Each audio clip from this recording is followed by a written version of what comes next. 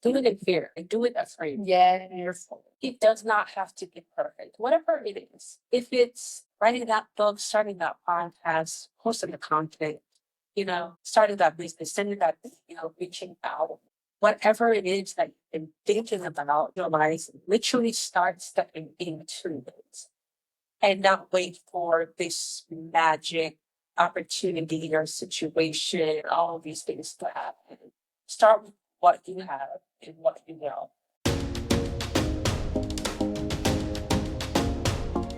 Welcome, Queens, to the She Wars podcast. This is your host, Jenifer, and I'm here currently in Bangkok, Thailand, currently recording this live episode with a special guest that I have here. And her name is Shenice Bryant, known as Shibivia. the wife, mom, and follower of Christ, a travel loving business funding strategist who teaches women to turn business credit into capital for purpose driven ventures. As an advocate for women living soft lives, she designs programs to help entrepreneurs thrive without the endless hustle. Let's talk about that. Nurturing their emotional, spiritual, and financial well being. From her home base abroad, Shanice models the gentle ease filled lifestyle she champions, proving that profits, peace, and purpose can beautifully coexist. So, welcome. Thank you. So excited that you're here. Thank you for having me. I'm so excited. Oh, it was so divine connection of us. Yes. We actually met in Bali, Indonesia. Yes. It was a mutual friend. We went to church and we had some fellowship time afterwards. And I just knew we connected very well. And I was traveling to Bangkok, Thailand. I was like, let's meet up when we there and do some co-working, some content. And I was just glad to really ask you to be on the show because your story and what you have done here with your family, it's been so inspiring. So I can't wait for the audience to hear your story. No, thank you. Thanks for having me. Oh, you're welcome. You're welcome. So you made a bold relocating your family from the States to Bangkok, Thailand. What inspired that decision and what has that transition been like personally and professionally? Wow, that's a good question. So I will start with this, right? What inspired the journey? I think that journey started from just overall my love for travel, right? I fell in love with travel after migrating to the US. So I was born and raised in Jamaica. And then, like, my late teenage years, I migrated to the US. And then eventually, after getting into corporate, my first jobs were like restaurant jobs here and there. And then when I finally got into corporate pretty early, like 19, and I could not wait to escape. I could not wait to escape work. So I was that girl who was always booking the next vacation, right? Anytime I thought I was booking vacation, I would not stack up vacations. Any days I got, I'm on vacation. That started because my first trip was to like Mexico, right? Outside of the US. And when I went there, I felt so in love. I fell in love, I should say, with Mexico. It reminded me somewhat of back home in Jamaica. The weather and the people, the tranquility, the slow lifestyle. It reminded me so much of home. And I was like, oh my gosh, I have to take trips as often as I can, right, to get away. And so it started there, so much so my love for travel grew so much that I decided to become a flight attendant. And so I became a flight attendant. So I was like, hey, it doesn't hurt to be able to travel for free or almost free, right? Right. So, Right. yeah, so I became a flight attendant and I was with a mainline airline, a well-known one in the US. And traveling and just flying and all those things. And then God led me to let go of that job. It was really, really hard. By the way, I should ask you if you have all day because I think the story is like, Go ahead, do you girl. have all day? Go Okay. ahead, girl. God led me for an entire year. I felt like it was time to let go of it. even though it was a dream job, it was a calibrate and then go and walk away from a dream job. Like it's so hard to get into this, especially with this era. Yeah, how am I letting go? It's sad. And so I felt led to, based on where I knew God was calling me into, the season that He was calling me into, to be more, to be very present in my home and all of those things. And my business was growing and thriving while I was flying as an entrepreneur. And so I knew we could make it work. So anyway, to make a long story short, after a year of, God pulling me to let go out of it, I walked away, and then immediately the month after, so my husband and I took a sabbatical. This was in 2022 before we had our son, took a sabbatical over to Southeast Asia. Yeah, so we spent an entire like month in Bali, Indonesia, or something like that, and then we came here to Bangkok, Thailand. It, especially in Bali, Indonesia, I was like, I could see myself living here. I could see us living here and building a life. It just drew me. It was just one of the most therapeutic experiences of my entire life. I felt so in love with the place, and I think that's where that seed planted. I could see us living here. And so in 2023, earlier in 2023, my husband and I, we got pregnant. And so the focus was just baby, giving birth, and so we kind of put that on the back burner. And early in 2024, we were like, it's time to go.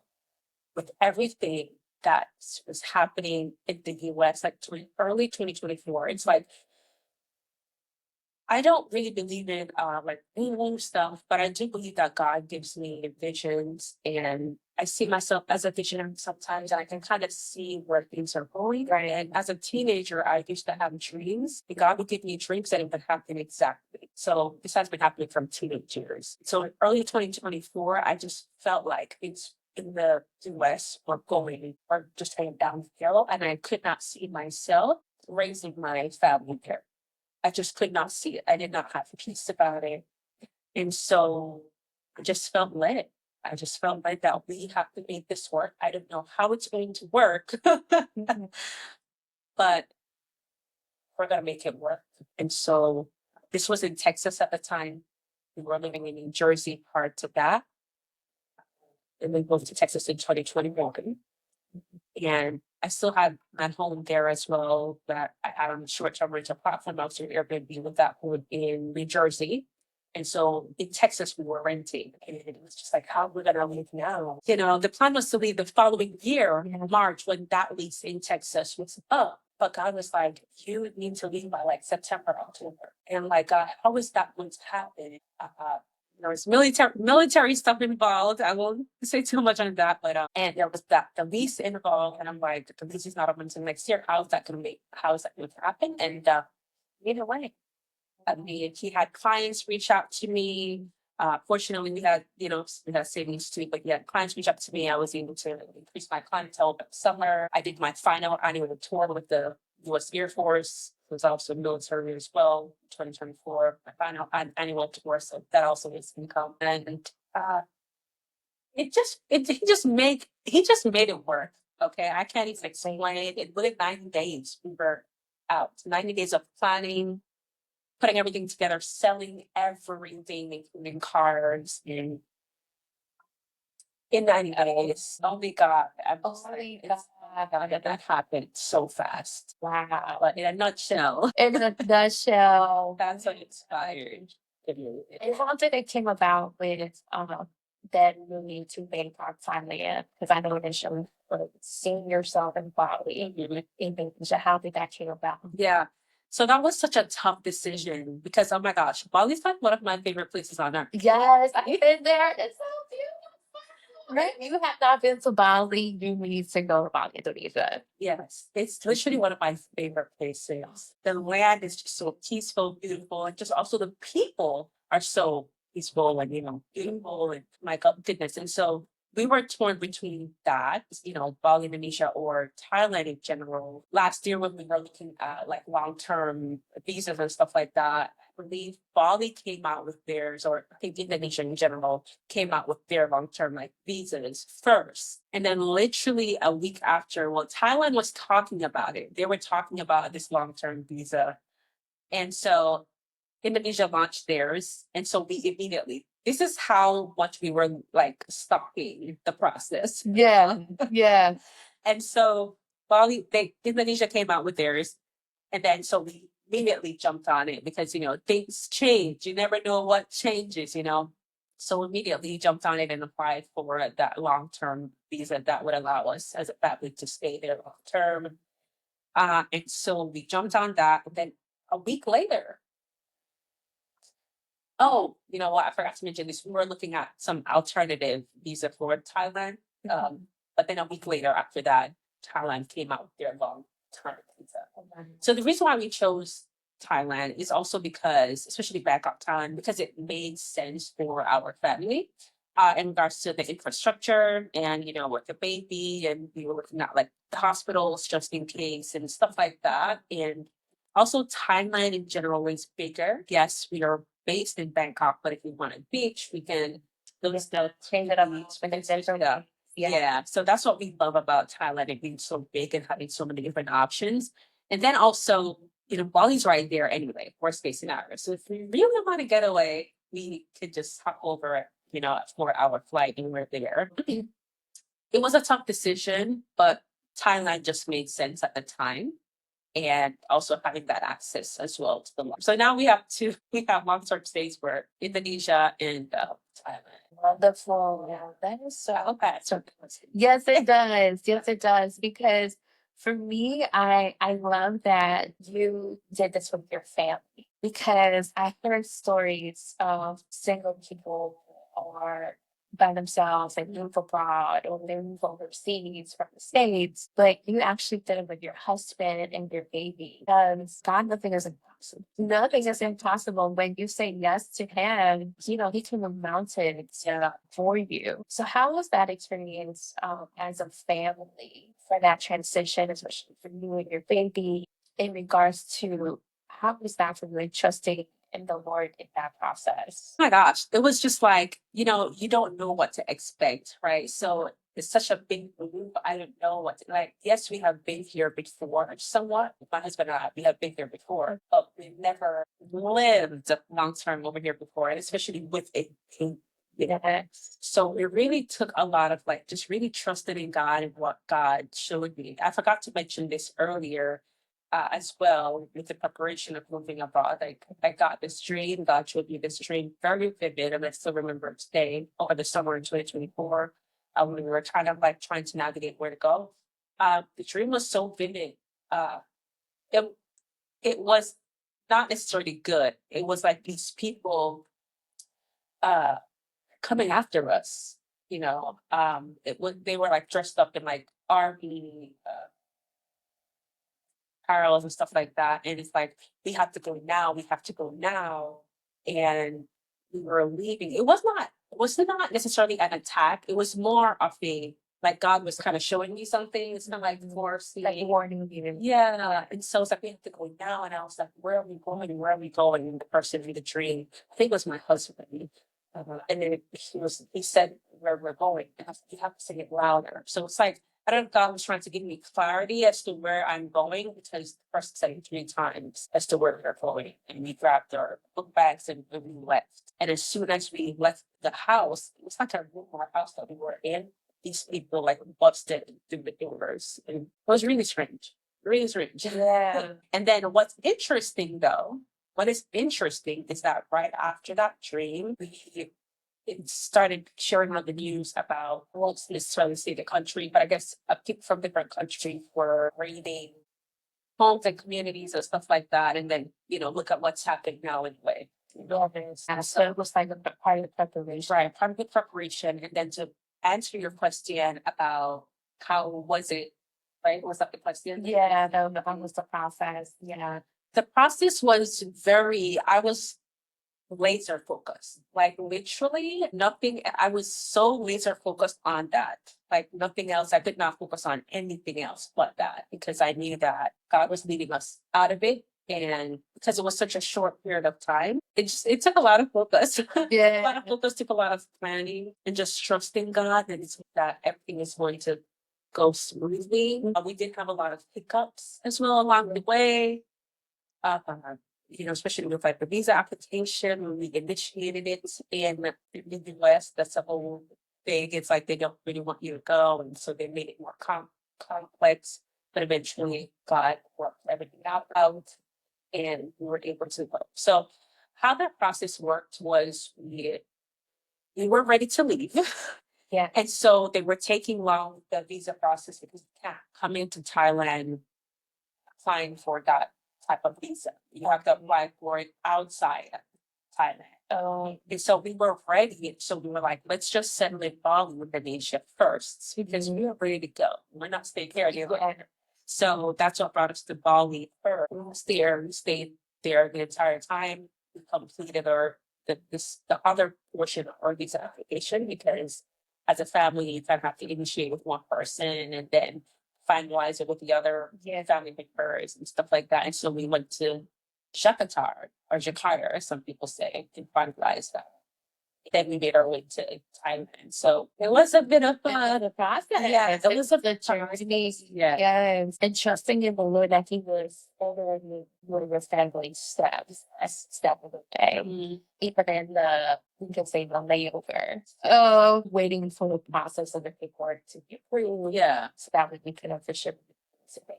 Yes. And that leads me to my next question is like, I know a lot of women are dreaming of living abroad, but feeling paralyzed by fear or uncertainty. What are some of the first mindset shifts or practical steps you can recommend? Yeah, wow. I would say first start with tackling and identifying those fears. What is it that you're most fearful of? Right. Like really ask yourself that question. Is it the safety, is it going to be safe where you're going? Is it being away from family? Is it not having a community when you get to where you're going? Like, what are those things that you're fearful of? Or really identifying that. But before you do that, though, before you identify the fears, you have to discover where you actually want to go first. Because I do know that for a lot of women that I talk to, they want to move abroad, but they're not exactly sure where. And the world is such a big place. Yes. So I can imagine. So many options. Yes, so many great options, right? So it's hard to choose. So I totally get that.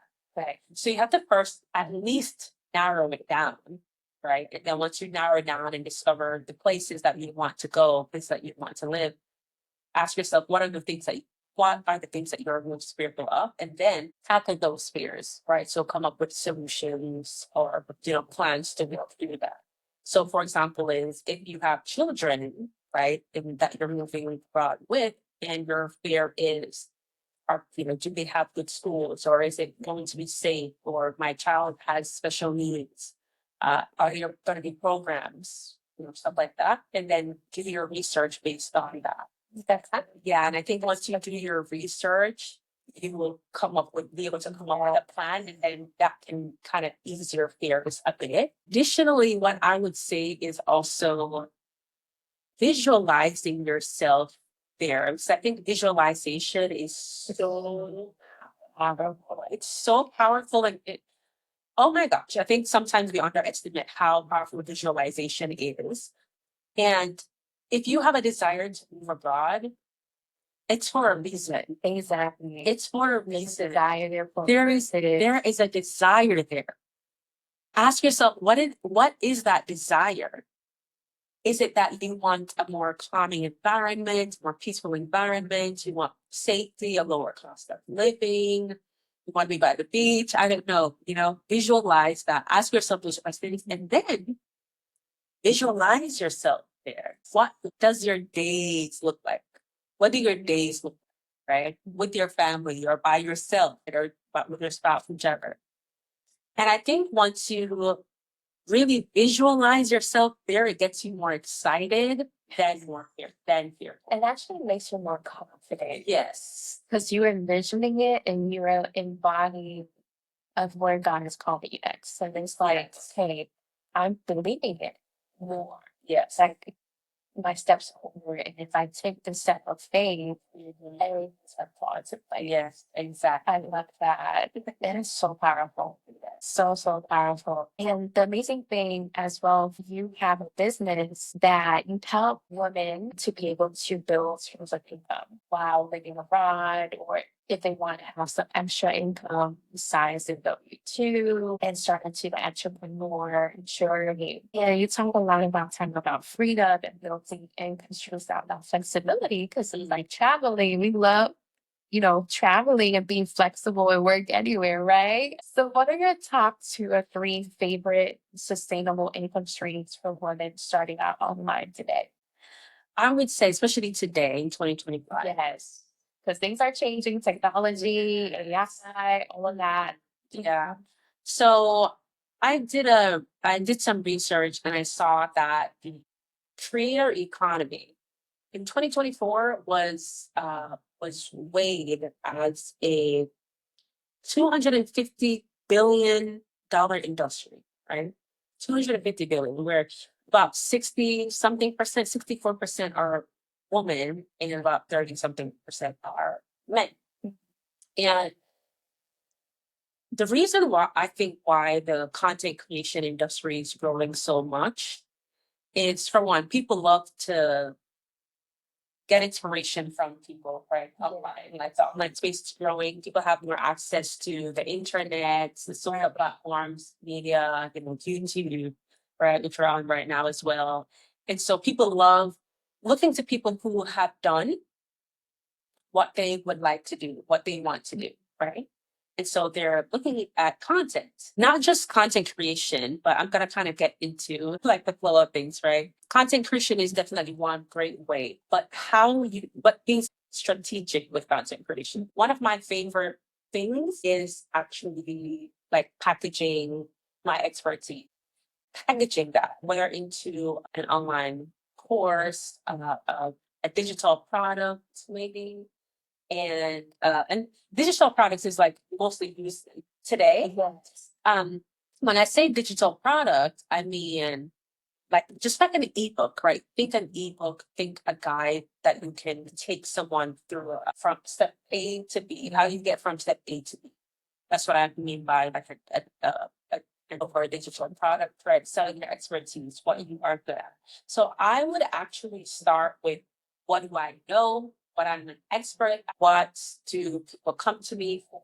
And what can I package, right? And literally start there. It doesn't have to be a whole coaching program. You don't have to start there, but you can start into a digital product, a small product. And a personal experience for me is when I was applying as a flight attendant, I had experience prior to that in the financial field. I worked in finances, loans, back office, stuff like that. And so I had some knowledge there. And so I started my business. I was using business credit to help me with my business and all of those things. And so as a flight attendant, I was kind of sharing my journey along the way. And so people were asking me about questions about this, business growth, business credit, how do you build it, stuff like that. Yeah. So I was like, oh my gosh, so many people are asking me about this. So I literally packaged it into an ebook. Okay. And let me tell you, that was one of the best things that I could have did for myself, because that ebook helped me I was getting paid consistently, downloads consistently, right? To the point where I was able to put myself on payroll. That's how consistent it was coming in. And I was making like hundreds of dollars per week. Right, hundreds of dollars per week. And it was just so nice. It was just a blessing to like be on my layovers and be like, oh my gosh, I got all these sales. It was such a blessing. And so, oh my gosh. And then that ebook turned into somewhat of a framework that I then turned into a co-op. So digital products or ebooks, I say, is one of my favorite ways today to build a business or earn income to give you some freedom, because with a digital product, you're not really doing anything. You create the product on the front end, you do the work for the front end, and then when somebody hits purchase, they automatically get that PDF, whichever. So it's such a semi passive way to earn money, and then it can turn into other streams.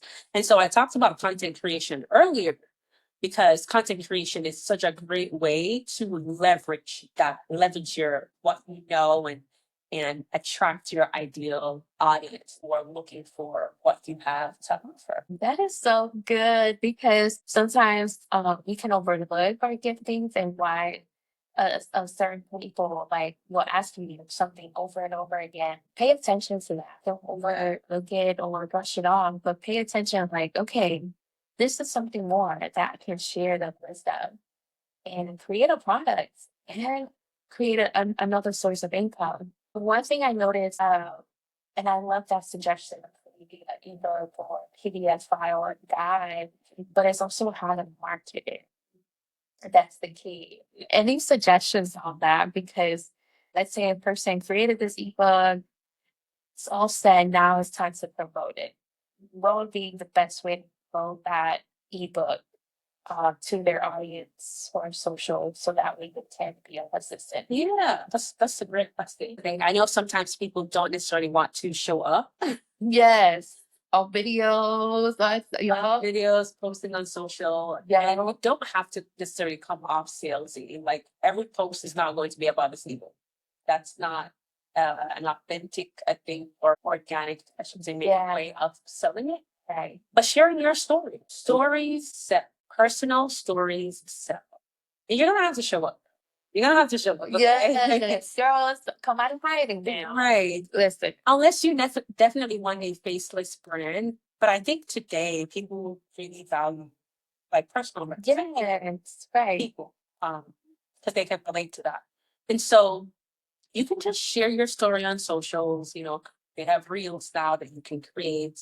You can create a post talking about your journey, what you struggled with, like format it in a way like, you know, you struggled with this, but then you discovered this. And so I created this book for women, you know, to help them overcome this and this so that they can live a life of whichever. So I think formatting it somewhat that way, just naturally, it's a great way. It's a great segue. So yes, there's socials. I think YouTube is such a powerful platform. And you're going to be on any platform. I would say the reason why I say that is because YouTube is, oh my gosh, it's like it's on TV, right? And it's like such a powerful search engine. And a lot of people go to YouTube specifically to solve a problem, right? To solve a specific problem. And so they're going to go to YouTube to search for the answers that you have.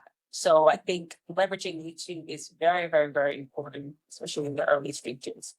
There are people who have 500 subscribers and they're monetizing from it may not be YouTube, the platform itself, but monetizing from the products and the services that they have to offer. So not necessarily relying on the subscribers, or the YouTube monetization, right? Which is nice too, to literally start monetizing from day one. Oh, that is so encouraging. Very encouraging, because that is sometimes we can just get so stuck on subscribers and trying to, but it's like creating your own product, you know, selling it and just sharing your story because stories are powerful. It's a testimony, and you've been through the journey, and now you can meet others who have some journeys. And God wants us to share our testimony. Yes, that's so.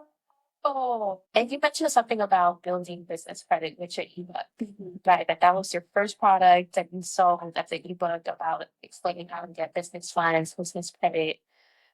Something many women entrepreneurs overlook about this, right? Why is this so important, and what are some actionable steps to begin building solid business credit? And it could be like many steps about that, because it's definitely a step that can be overlooked. I'm trying to remember if that was definitely my first. I think I sold things here and there about short-term rentals because I was teaching people at one point how to do like Airbnb, etc., things like that. I think my solid like was business credit. And so my suggestions for women wanting to build business credit how to start. Yeah, you are right about it being somewhat overlooked. Sometimes people may hear business credit and they may think debt or something, but or they may think it's for big businesses. Yeah, like a company, capital and all that stuff. Okay, so I'll break that down a little bit. So business credit doesn't necessarily mean like debts, right? It's leveraging it and using it with intention, right? Intentionally and smartly. So think personal credit. So you have your personal credit profiles, and then you have business credit profiles. So with personal credit, things like loans and things like those, they get reported to your personal credit reporting agencies, right? So should be the three main ones: the Experian, TransUnion, and Equifax. Then you have the business credit side with um, a lot more business credit reporting agencies, but then you have like three main ones, right?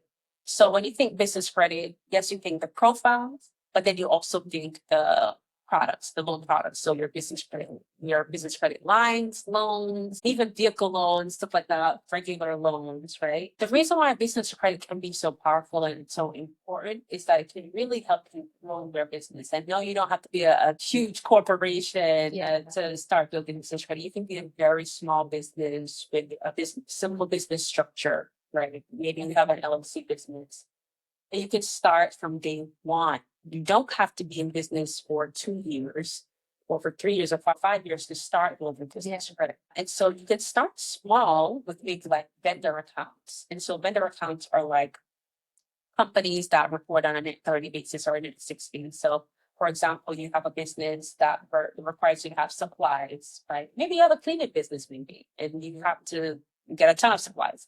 You can apply to a net 30 account. And a lot of times they're EIN only, means your employer identification number only. You don't need your social or anything like that. And you can get that set up and you can get those supplies delivered to you and not pay for them until like 30, 60 days. So that's a great leverage for somebody starting out even in a business, right? Versus using your personal savings, your personal credit, and get this business set up. Right. That's good. So that's how business credit works. And those vendor accounts will report to, depends on the vendor accounts, they'll report to the different business credit reporting agencies, but they'll report to your business credit profile and then you can start building business credit. Prepares you for future, or if you wanted to take out like maybe larger capital. There are some companies who will grant you just EIN only loans. Okay. So meaning that you don't need your personal social. Some, it depends. And then you have some that you're still going to have to leverage your personal credit. But if you have built great and excellent business credit over time, then they'll also use that as leverage and say, hey, you have good track record. We're going to give you this loan. You know. And so I think business credit is a great way to prepare yourself for what you don't know may come. It's funny, right? There were a lot of PPP, those loans, is needed loans, right? And so that's one of the reasons why I'm also in this space, because I also run a business lending company, and I see a lot of those applications for like people in the logistics industry, trucking industry. They're able to take out loans to lease or to purchase like a truck or versus using their personal. Yeah. So that's the benefit of business credit. It's kind of like preparing you. It can help you free up cash flow. So let's say you've got a business credit line. You don't necessarily need it right now, but it's a line that you're not paying interest on unless you actually used it. Right. So it's like preparing yourself that it can help you free up cash flow. So in those down seasons of business, have that. So those are some reasons why business credit can be helpful. And those are some ways that you can start. With vendor accounts, I would start with, and they have like these charge cards now, like business credit charge cards that you can sign up for as well to start building it. So good. This is helpful for me. Like this is helpful for me right here. And I hope you are taking notes or replaying it because this is very helpful information. Especially if you don't have any savings, for starting a business. Yeah. There are options, there are resources. Remove the limits, remove the limitations because this actually can help you to build the business that God is calling you to build. Because this is part of being into that business, moving it into stepping into the generational wealth. Yeah. Because God wants us to live a life of abundance, to break the poverty mindset and be able to be a blessing for others because that's how we're going to provide resources for others, for nonprofits, for the orphanage, for anti-human trafficking nonprofits, and all these things. So I really hope you're taking notes. So, yes, this is very helpful. This is great. And especially, it makes me think about how women have this ability, passionate, but unsure on how to turn their ideas into income and where to start, which one to pick first, or should I do all at the same time? Um, what's your approach to identifying like what side hustle ideas are truly profitable and stable? That's so good. That's so good. I would say number one, to being multi-passionate is not necessarily the problem, right? It's really choosing one that you're going to actually commit to is what's overwhelming. And I would start with this. If it's proven, choose something that is proven and not just possible. Something that's proven, not just possible. If it's proven, it can be profitable. So what I mean by that is, so you have multiple passions, right? You're someone who have multiple passions. Ask yourself, like, what are the things that people are already like asking me about? Yeah, right. What are people already like coming to me about, asking me about to solve what problem? Or if people don't really come to you for stuff, then you can look around you, like in the marketplace. What do you see people? What is their need for in the marketplace? Kind of tie that with like what are you passionate about and what results are you able to give people. And so think about that. And let's say somebody always or people always ask me about, let's say I'm traveling, right? To help them with trips because you're someone who's always traveling. Yeah. That's proven right there. There is a need for people who want to have curated experiences, something like that, right? On a budget or something, right? And so think about what's proven, and then that lets you know that that's profit. That's profit. So that's where I would start, and also validate your offer. So like ask about 5 to 10 people that you know, maybe, right? Like, would you? Is this something that you would pay for? What are you struggling with? And what results would you want to get? And is this something that you want to pay for? So you can kind of like validate your offer to say, and then figure out how you're going to package that. Yes. Is it going to be a simple digital product guide? Is it going to be sessions, group sessions, coaching sessions, coaching packages that you're going to put together? So if it's proven, it's profitable. Yes, that's such a good point because even for myself, like I have different passions and I can go, different things, different ways. But it's good to even see in the perspective, okay, you have this passion, you have this gift. Is it profitable in the marketplace? Yeah. And then make your decision based on that. That's a great perspective. I love that. Take notes, ladies. I'm telling you, this is your breakthrough. You've been praying for finances. You've been praying for a breakthrough in your finances and provision. The Lord is tugging in your heart. It's probably because it's time for you to start that business, to start creating, because that's the way that the Lord can use to provide provision and finances for you. Because it's most of the time when we pray, Lord, send the finances and the money, we think that it's going to fall in our laps. We're going to have it in our hands. But at the same time, no, sometimes the Lord wants us to put some action and the faith and do the work and not just sit down and wait. Okay, because faith without works instead, and this is your time to break free from that. The skills, the talents, and not be afraid to charge because that's another thing. Wait, what? Because especially as givers, it's like we want to give it and we definitely feel guilty of charging and oh and how much and all that, what are your advice on that when someone is like struggling in that area? With pricing. With pricing, yes. Yeah, that's something definitely that I have struggled with as well with pricing. Undercharging my services, undercharging my value and all these things. And it wasn't really until I myself invested in coaching. Yes, invested in coaching and learned how to like really position my offers and package it and price. And one of the things that I would say is price from a place of value, transformation, and not from a place of pressure. And not from a place of figure, right? So ask yourself, what is the transformation that I'm giving this person, right? That this person can expect to get. And based on this transformation, what is that worth? And not uh trying to guess what some in someone's pocket, right? Because you can't guess like what Right. let's not do that.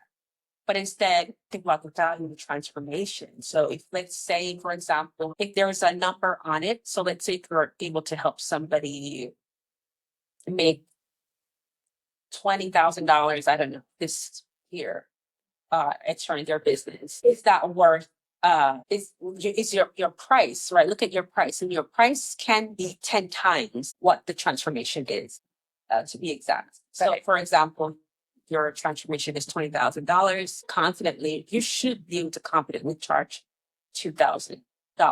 Right? Not $200. If you're promising someone $20,000, it shouldn't be $200. And then also another thing that I learned about pricing is that it's really funny, this psychological thing where if you undercharge people, sometimes the right people that you're actually trying to attract, they may think that it's not valuable because it's too I cheap. heard of that. It's a real, if it's too low, people will think it's not going to give you the transformation. Yeah.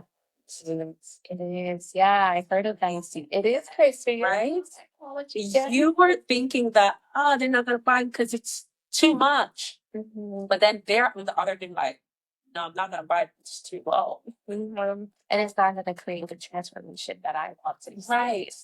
Exactly. And then when you charge from a place of power, right, and not pressure, it allows you to be able to have that capacity to really fulfill all of that, right? To fulfill your coaching, all of it, because you have the resources. You're not operating from a place of scarcity. It's like, oh, they gave me this and I'm doing all of this work. But if you got paid what you're worth, you're gonna show up and show up with confidence and with excellence. Yes. You're going to execute with excellence because you got paid your work. Yes. Come on. Yes, we have to start pricing for power and not pressure. Yes, we don't want to overcharge, whatever that means, but yes, it makes sense. But focus on the transformation. Exactly. Yeah. That's so good. So good. And I know living abroad helped you to expand in this capacity, your mindset, your business, family, and have to shift the perspective of success and freedom. And also knowing how has that definition of success evolved since moving to Thailand? In the US, like culture in the US, it's very like hustle, hustle. Yes, I've been there.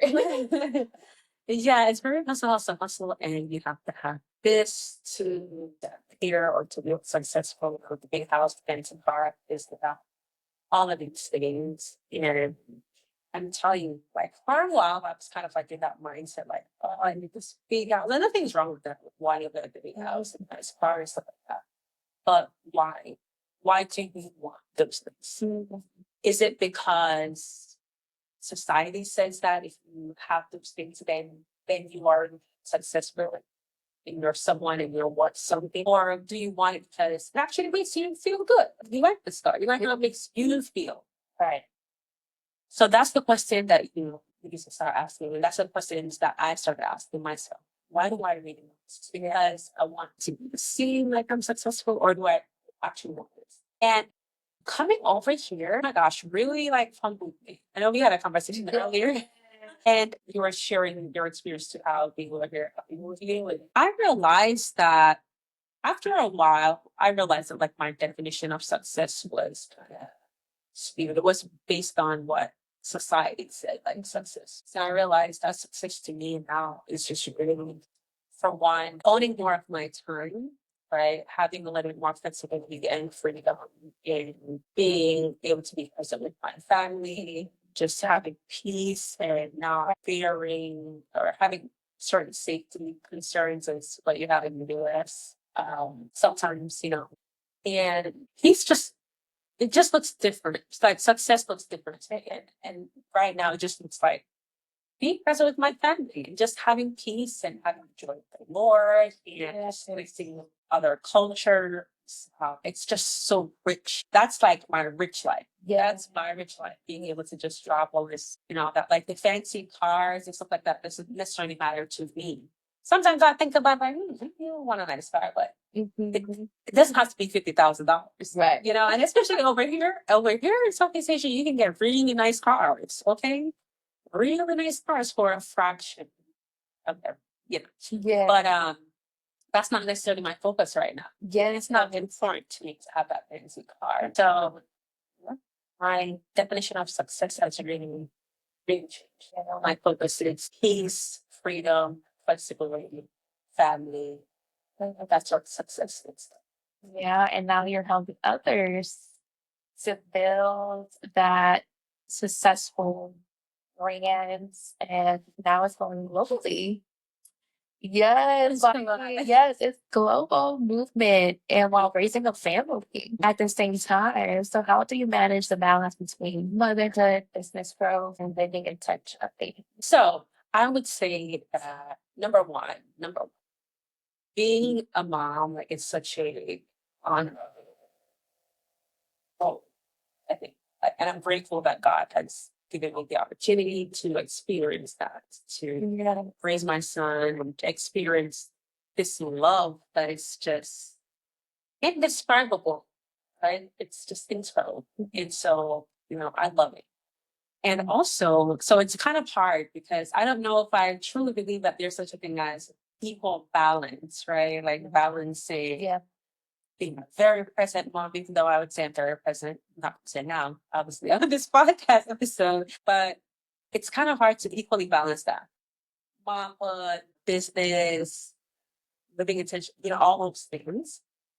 However, I think different seasons require different efforts and different types of like levels of intentionality as well. So there's some seasons where, I'm mom focused and then there's some seasons where I'm kind of working on this vision that God has given me, this project, and still present, but it may not be as much as one season.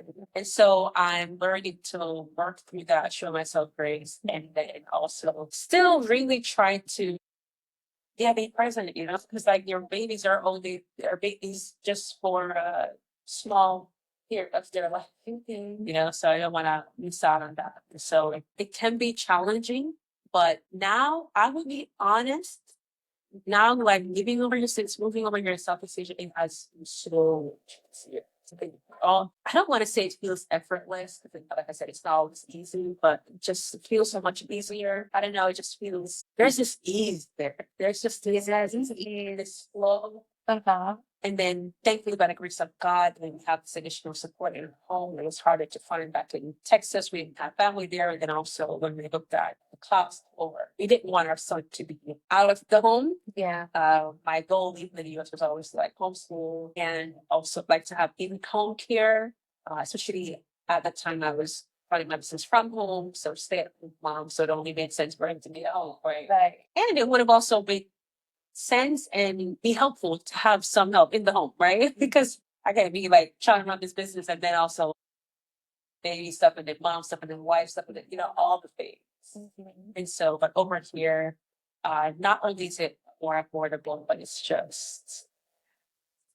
just works. So Yes. you got it so well. And I'm really, really grateful for that. And then also I love living in the future.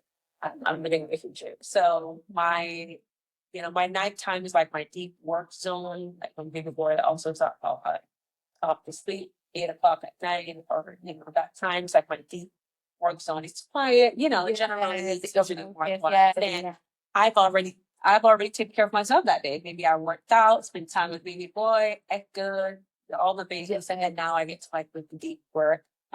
I'll sometimes work during the afternoons too.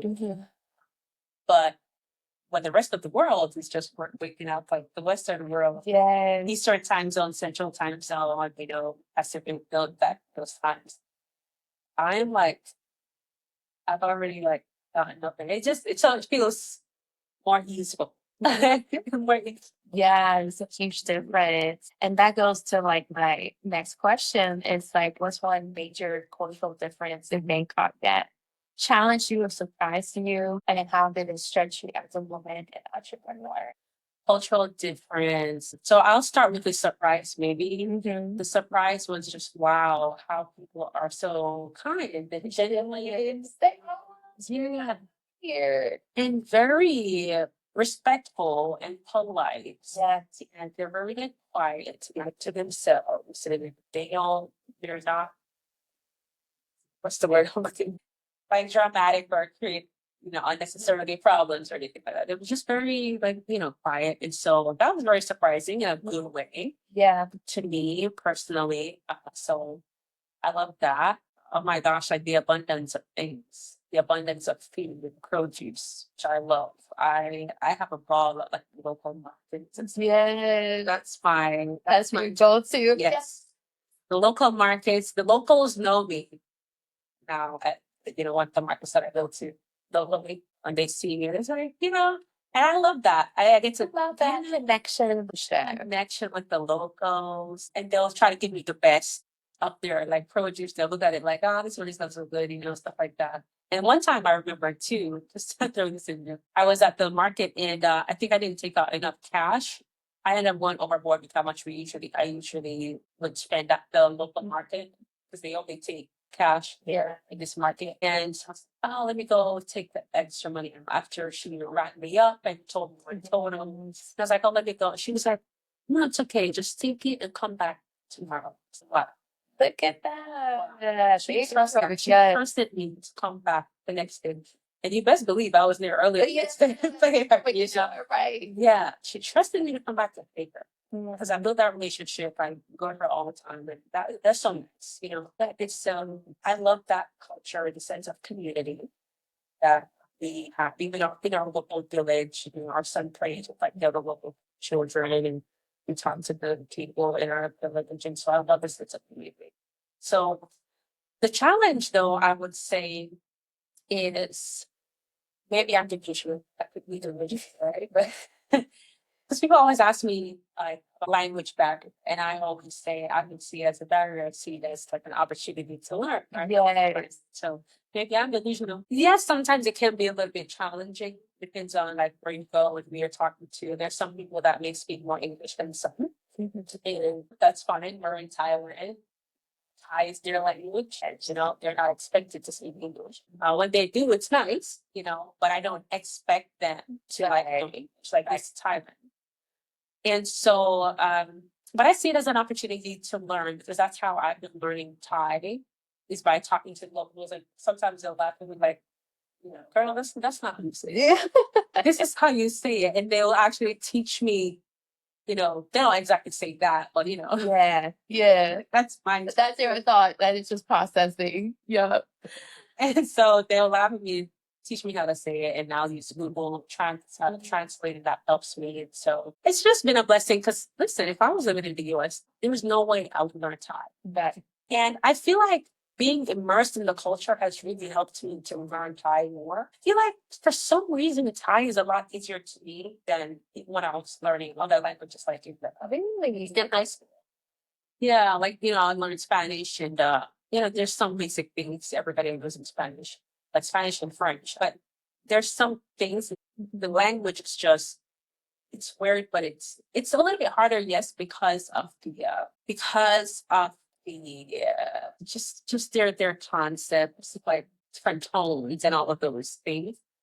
But just personally for me, it just seems easier to learn. Yeah, like to actually learn guess maybe because I'm like immersed in the culture and I'm like practicing. and you're open to learning. And I love to learn. And maybe in school I was just like, yeah, but now it's like you're older and now you're embracing the culture around and just being open to learning a new language.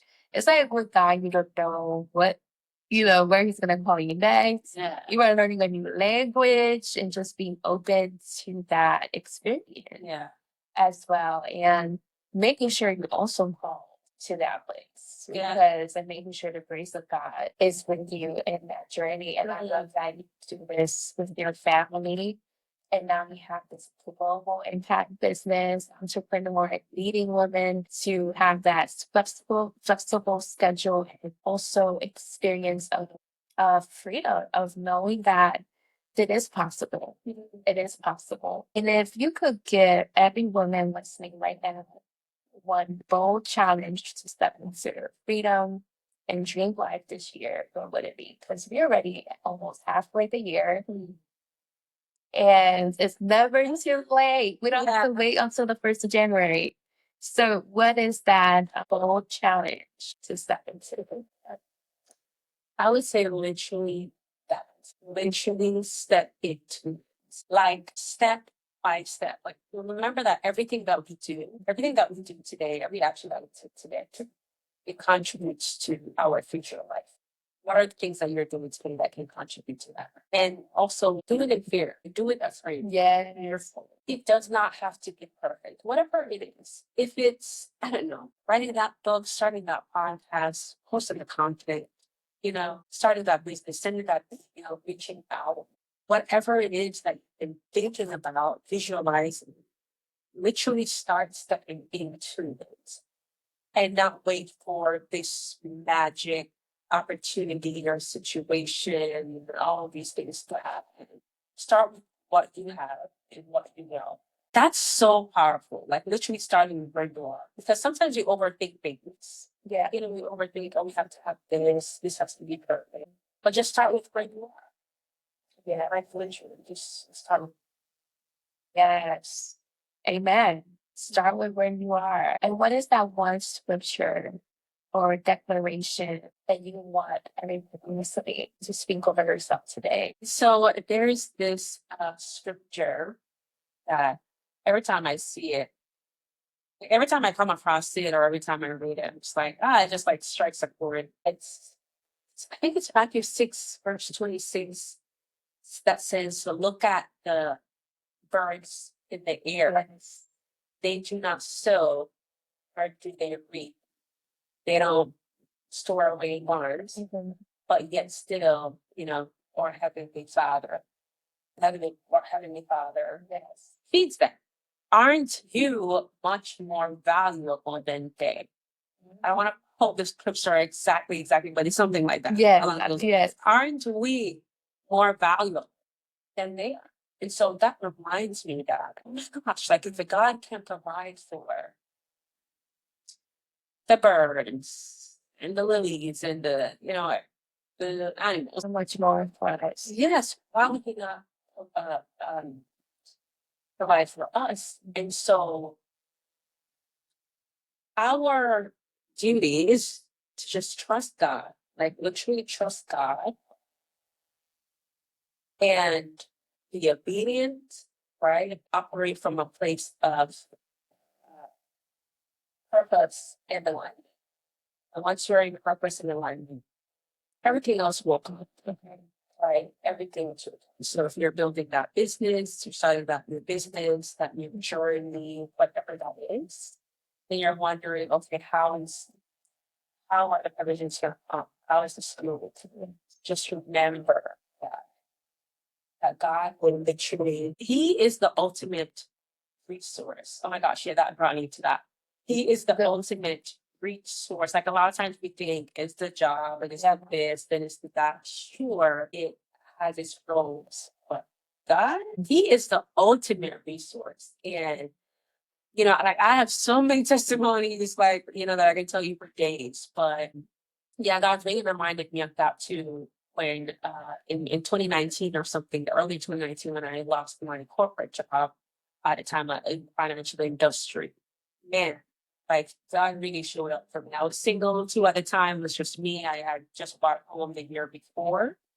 And so, I had my mortgage, my car payment. I had just bought a new car to the year before. And then here I am, I lost my job, even though I was somewhat transitioning into this whole vitamin career. But there was period. Wait, period. Yes. And there's no income. And God just showed up. And I was just like, mind blown. And during that season, I was able to really focus on self care, I was reading in the Word, spending longer time in the Word because I don't know job now. So, Yes. you know, I got no choice to well, be in the word. I mean the Word, Yes. which it shouldn't be that way, but Yes. you know, I had more time to just really take my time. Gym for like 2 hours. I was at this gym at that point. At one point, that had like a little pool and jacuzzi, you know, and just take my time. You know, single, no kids, nobody to come home to. It was just me, no job. So that was such a beautiful season in my life, even though it was somewhat hard. Oh my gosh, like God showed up and he reminded me that he is the ultimate steward. It's bad. It's bad.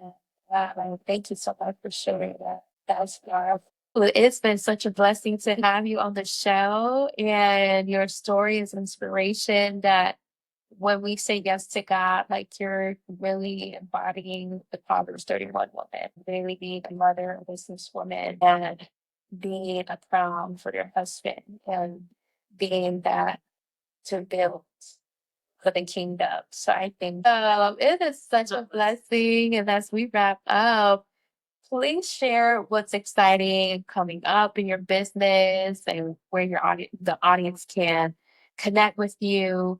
And I know you having a Bali retreat coming up this year. So excited. Please share. Oh my gosh, I am so excited.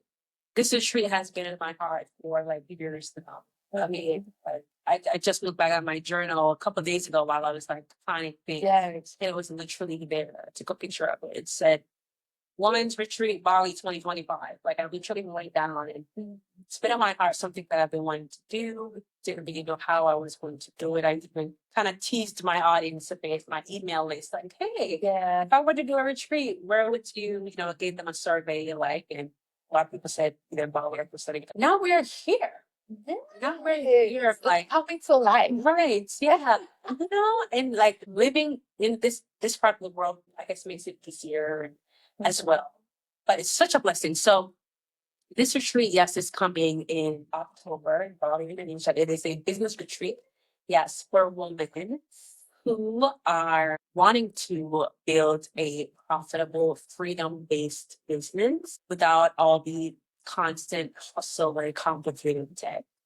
And it's really for the woman who wants to build a business rooted in purpose and that's aligned with their life goals and values, you know, so that they can live a life that serves them well, emotionally, financially, spiritually. So I am so I would definitely be sharing like, the link on the description. yeah, for the application. So yeah, this is an application only. It's a 5-day women's retreat. Deluxe retreat. Yes. We're gonna have Come on. yes, we're gonna learn some stuff, yes, workshops and stuff like that. But I mean, it's gonna be so good. We're gonna have fun, excursions, all the good stuff. But the details will be below, so you can apply. I think by the time this episode airs, the application link will be open up so that you can submit your application. Let us know that you're interested, and then within 72 hours, we'll get back to you on how you can secure your spot. So I'm so excited about that. And thank you for allowing me to share that as well on the You're platform. welcome. You're welcome. And how you can Yes, I yeah. can connect with you. So you can find me on YouTube as well at Shibivia. I'm the only one. I'm the only Shibivia. SHI as in Bravo, IVIA. The Empress, and I think you're not the way. Yes, I was not. And on Facebook as well, you can find me at Shibivia the Empress and my podcast as well as the Legally Clueless Entrepreneurs podcast. Because I believe in doing things even when you're clueless. Okay, starting a prayer that we talked about, you know, like just literally stepping into it, regardless of having all the answers. And it's there on Instagram as well. It's where I'm at the _Shenice Bryant. So you can connect with me there. That's no. And if you guys want to apply with me as well outside the retreat, apply to work with me outside the retreat, you can apply as well. Yes, that's wonderful. So you already know the description and links will be down below on this episode on whichever platform that you listen to. And again, thank you so much for sharing your story. Like you're truly embodying the kingdom and making global impact for so many women to break free and be financially free, have that flexibility and success, and also an inspiration for when you say yes to move with your family and abroad. It's like, for God, nothing is impossible. And we're a true testament about that. So thank you again. And thank you, Queens, for actually listening to this episode. Please like and share, and also subscribe to this channel. And please share this episode to a friend or a sister that you know she needs to listen to this message. And don't forget, come out of hiding and release your voice. I'll see you next week.